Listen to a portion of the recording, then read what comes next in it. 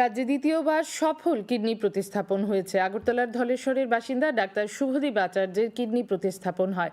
এখন দাতা এবং গ্রহীতা দুজনেই সুস্থ আছেন। এজিএমসির কনফারেন্স হলে আয়োজিত এক সাংবাদিক সম্মেলনে আজ কথা জানান জিবি হাসপাতালের সুপার ডাক্তার শঙ্কর চক্রবর্তী।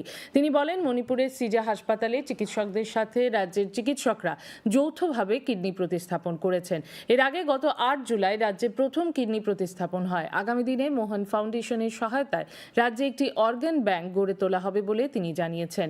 সাংবাদিক সম্মেলনে অন্যদের মধ্যে এজিএমসির অধ্যক্ষ ডাক্তার অনুপ সাহা, বিশেষজ্ঞ চিকিৎসক মানস গোপ প্রমুখ উপস্থিত ছিলেন। মণিপুরের সঙ্গে আমাদের যে সার্জিক্যাল টিম, ওদের যৌথ উদ্যোগে গতকালকে আমরা দ্বিতীয় কিডনি ট্রান্সপ্লান্ট করেছি। আপনারা সবাই জানেন, গত জুলাই মাসের 8 তারিখ আমরা প্রথম কিডনি ট্রান্সপ্লান্ট করেছিলাম। সেই পেশেন্ট এখন সুস্থ আছে, ভালো আছে। আমরা দ্বিতীয় ট্রান্সপ্লান্ট গতকালকে করেছি, দুই টিমের একসঙ্গে মিলে যৌথ উদ্যোগে। সেখানেও আমাদের যে ডোনার, উনিও সুস্থ আছেন, আর যিনি রিসিপিয়েন্ট, যিনি গ্রহীতা, উনিও সুস্থ আছেন। যিনি রিসিপিয়েন্ট উনি অ্যাকচুয়ালি আমাদের চিকিৎসক, এই মেডিকেল কলেজ হসপিটালের এই স্টুডেন্ট, প্রাক্তন ছাত্র।